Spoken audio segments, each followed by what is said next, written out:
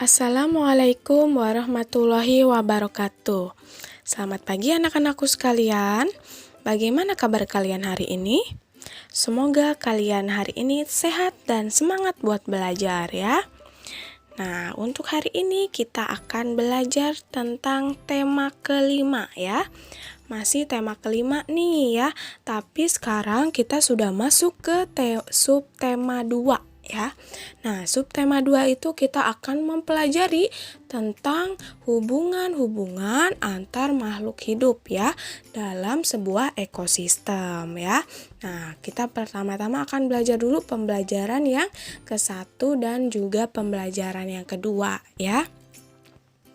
Kemudian materi yang akan kita bahas hari ini itu ada muatan dari muatan IPA, terus muatan bahasa Indonesianya, dan juga muatan SBDP-nya ya. Nah, kemudian untuk materi yang akan kita pelajari hari ini itu ada di buku Bu Pena jilid 5B ya. Kalian bisa buka buku kalian di halaman 101 ya. Nah, nanti kita akan bahas sampai dengan halaman 108. Oke anak-anak? Sok, silakan sekarang kalian siapkan buku kalian ya. Nah, kemudian sekarang kalau sudah siap, kita langsung saja mulai bahas materinya, oke?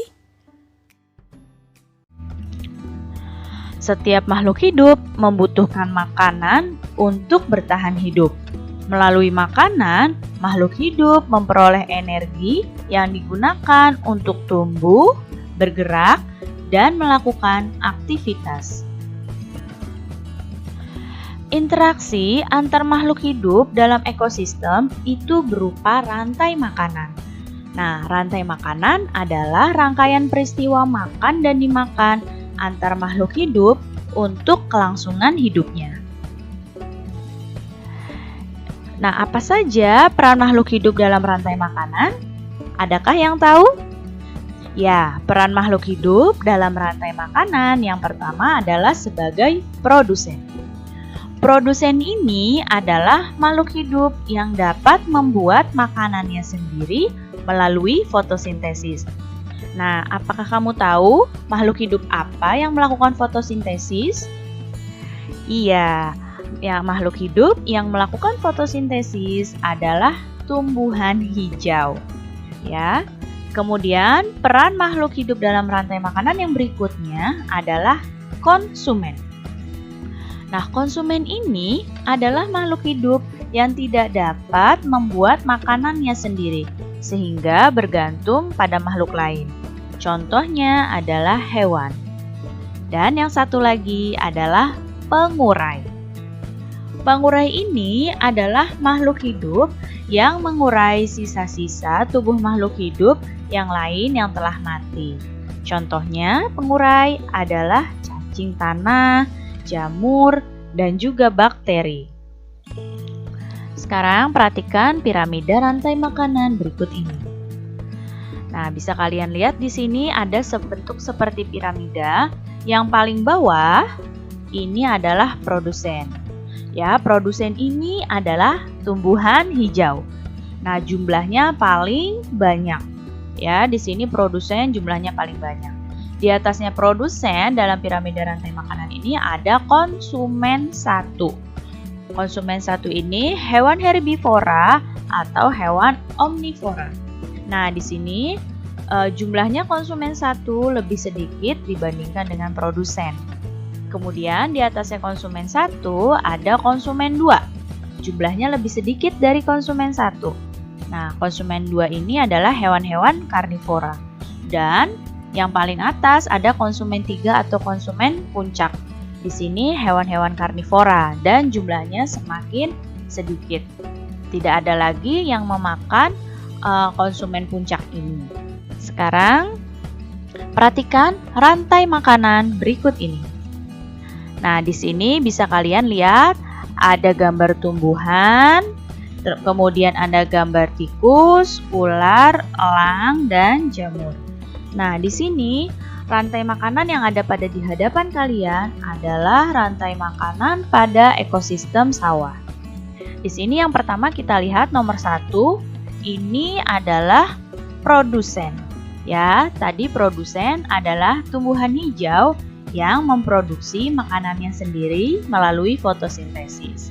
Nah, produsen ini atau tumbuhan ini di sini ini dimakan oleh tikus ini atau yang berperan sebagai konsumen 1. Jadi, tikus ini adalah konsumen 1. Konsumen 1 adalah hewan herbivora atau omnivora yang memakan produsen secara langsung. Jadi, hewan-hewan yang langsung memakan tumbuhan itu adalah hewan yang konsumen 1, hewan yang pemakan tumbuhan secara langsung. Nah, di sini tikusnya ini kemudian dimakan oleh ular.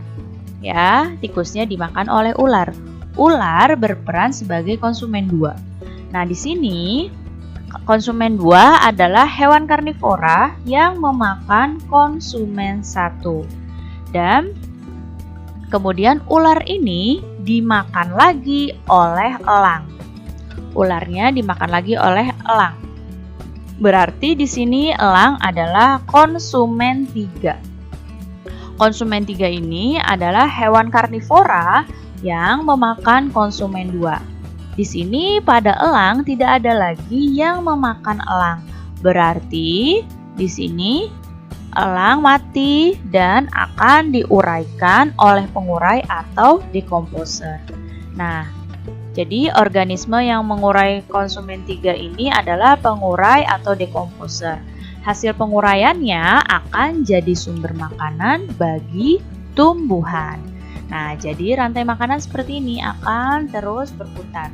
Produsen dimakan oleh konsumen 1, konsumen 1 dimakan oleh konsumen 2, konsumen 2 dimakan oleh konsumen 3, konsumen 3 kemudian mati diurai oleh pengurai atau dekomposer dan menjadi sumber makanan lagi bagi produsen. Dalam rantai makanan itu terjadi aliran energi. Aliran energi adalah proses berpindahnya energi dari satu makhluk hidup ke makhluk hidup lainnya. Energi tersebut kemudian berpindah saat makhluk hidup tersebut dimakan oleh makhluk hidup lainnya. Nah, di sini pertama ada matahari. Matahari adalah sebagai sumber utama energi makhluk hidup. Karena matahari ini digunakan oleh tumbuhan sebagai untuk fotosintesis. Ya. Jadi energi matahari ini digunakan oleh tumbuhan dan menghasilkan bahan makanan dari proses fotosintesis ini. Nah, tumbuhan ini kan sudah memiliki bahan makanan, sudah memiliki energi. Nah, kemudian tumbuhan ini dimakan oleh konsumen 1. Ya. Tumbuhannya dimakan oleh konsumen 1. Berarti energi yang ada pada tumbuhan ini pindah ke konsumen 1. Ya, tumbuhan dimakan oleh konsumen 1 dan tumbuhannya jadi sumber energi bagi konsumen 1 ini. Kemudian konsumen 1-nya dimakan oleh konsumen 2. Berarti energi ini pindah lagi ke konsumen 2. Dan artinya konsumen 1 ini jadi sumber energi bagi konsumen 2. Konsumen 2 ini dimakan lagi nih. Nah, dimakan lagi oleh konsumen 3. Berarti energi pada konsumen 2 pindah ke konsumen 3. Berarti di sini konsumen 2 jadi sumber energi bagi konsumen 3. Nah, konsumen 3 kan sudah tidak ada yang makan lagi. Berarti makhluk hidup ini mati, kemudian energi dari konsumen 3 pindah ke pengurai. Nah, nutrisi dari pengurai akan diserap lagi oleh tumbuhan. Nah, jadi begini ya aliran energinya ya. Dari tumbuhan, kemudian energinya pindah ke konsumen 1, energinya kemudian pindah dari konsumen 1 pindah ke konsumen 2 energinya karena dimakan oleh konsumen 2. ke konsumen 3, dan ke pengurai dan balik lagi. Di sini produsen atau tanaman memiliki jumlah energi terbesar. Produsen mempunyai energi terbesar karena mampu menghasilkan makanannya sendiri. Tahukah kamu apa tadi produsen? Ya, produsen di sini adalah tumbuhan hijau. Oleh karena itu, tumbuhan jadi sumber energi bagi makhluk hidup lainnya. Dari produsen, energi akan pindah ke konsumen dalam sebuah rantai makanan. Nah, kalian lihat di sini ada sekelompok anak-anak sedang belajar. Dan ternyata salah satu temannya menemukan buku yang menjelaskan tentang rantai makanan. Dan temannya berkata bahwa buku tersebut dapat digunakan untuk belajar menyusun karangan non-fiksi. Nah, kemarin kan kalian sudah mempelajari cara menentukan ide pokok. Ide pokok itu dapat dikembangkan menjadi paragraf non-fiksi. Untuk menulis paragraf non-fiksi, kamu harus mencari informasi dulu berdasarkan fakta yang kamu baca dari berbagai sumber. Nah, lalu bagaimana ya langkah-langkah menulis karangan non-fiksi? Yang pertama, kalian harus menentukan topik apa yang akan kalian kembangkan jadi sebuah paragraf atau jadi sebuah teks. Selanjutnya, kalian buat daftar kosakata sebanyak-banyaknya yang berkaitan dengan topik yang kalian ambil. Berikutnya, kalian tuliskan ide-ide pokok berdasarkan kosakata yang sudah ditentukan. Nah, setelah ide pokoknya, kalian buat kalimat utama dari ide pokok yang sudah ditentukan. Berikutnya lagi, kalian membuat kalimat penjelas berdasarkan informasi tambahan dan harus relevan ya, harus berkaitan dengan topik yang kalian ambil. Dan jika sudah jadi, kalian tinggal susun kalimat utama dan kalimat penjelas dengan urutan sehingga menjadi paragraf yang padu. Sekarang ini contoh menulis karangan non-fiksi. Yang pertama, kita tadi ambil topik dulu ya. Contohnya topik yang diambil adalah harimau sang pemangsa utama dalam ekosistem hutan. Nah, setelah itu kalian tentukan daftar kosakata. Misalnya, kosakata itu kata-kata ya. Misalnya harimau, ekosistem, hewan, pemangsa, karnivora, hutan, habitat, pemakan hewan lain, rantai makanan. Ini contohnya. Nah, setelah itu kalian tuliskan ide pokok dari kosakata yang ditemukan. Di sini contohnya adalah harimau adalah pemangsa dalam ekosistem hutan. Nah, di sini ada pakai kosakata yang sudah kita tentukan dalam daftar kosakata. Berikutnya, kalian membuat kalimat utama dari ide pokok ini. Di sini kita buat, sebagai anggota ekosistem hutan, harimau merupakan pemangsa utama dalam rantai makanan. Nah, setelah itu kalian buat kalimat pendukung. Nah, di sini ada 3 nih dibuat kalimat pendukungnya. Nah, setelah jadi kalimat pendukungnya, barulah kalian susun kalimat utama dengan kalimat pendukung ini. Kalimat utamanya kita tulis duluan ya. Di sini sebagai anggota ekosistem hutan, harimau merupakan pemangsa utama dalam rantai makanan. Lalu lanjut ke kalimat pendukung yang pertama. Harimau termasuk hewan karnivora yang memakan daging hewan lain. Lanjut setelah titik ke kalimat yang kedua. Dalam rantai makanan ekosistem hutan, harimau berperan sebagai konsumen tingkat akhir. Dan lanjut ke yang contoh ketiga. Tidak ada hewan lain yang memangsa harimau. Jadi seperti itu ya cara menulis karangan non-fiksi. Keberadaan ekosistem juga dapat dijadikan sebagai inspirasi dalam berkarya, seperti yang terdapat dalam beberapa tari daerah. Contohnya, hasil panen yang diperoleh dari ekosistem sawah atau ladang itu bisa menjadi karya tari yang indah. Beberapa tarian daerah juga menjadikan tindak tanduk hewan dalam sebuah ekosistem sebagai inspirasi sebuah tarian. Contoh tarian tentang berkah Tuhan lewat ekosistem. Yang pertama ini, tahukah kamu tari apa ini? Iya, ini adalah tari caping ngancak yang berasal dari Lamongan, Jawa Timur. Ini menceritakan tentang kehidupan petani. yang menggambarkan petani yang mulai bekerja di sawah dari menanam, merawat, hingga memanen padi. Selanjutnya contoh tariannya. Nah, ini. Apakah kalian tahu tari apa ini? Ya, ini adalah tari Bendrong Lesung. Berasal dari Banten. Tari ini menceritakan sukacita masyarakat menyambut musim panen.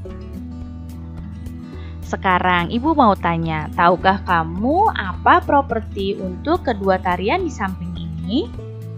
Nah, coba diperhatikan kira-kira apa properti tarian ini. Yang pertama nih yang Ibu tunjuk mana? Iya, betul sekali. Ini adalah propertinya caping ya. Ini properti untuk tariannya caping. Kalau yang ini, yang gambar kedua, apa propertinya? Benar, propertinya adalah alu dan lesung. Nah, tadi kalian sudah belajar tentang pembelajaran 1 dan 2 ya. Nah, kemudian untuk tugas tema hari ini yaitu kalian hanya menyimak video ini saja yang sudah kalian pelajari tadi ya. Jadi tugas temanya yaitu cuman simak video penjelasan ini sampai dengan selesai dan kemudian kerjakan tugas matematika yang tadi Ibu berikan ya. Jadi tema tidak ada tugas, hanya menyimak videonya saja ya, biar kalian belajar juga, oke? Cukup sekian ya nak, materi yang kita bahas hari ini. Terima kasih ya sudah mau menonton video penjelasannya ya, karena video penjelasan ini sangat bagus buat kalian ya. Jadi pemahaman kalian tentang materi yang dibahas bisa menjadi lebih baik ya. Sebelum kita akhiri pembelajaran hari ini, mari kita ucapkan hamdalah bersama-sama ya nak. Alhamdulillahirabbil alamin. Terima kasih ya nak sudah menonton video ini. Jangan lupa dikerjakan tugas matematikanya, oke? Ibu akhiri dengan mengucapkan salam ya. Wassalamualaikum warahmatullahi wabarakatuh.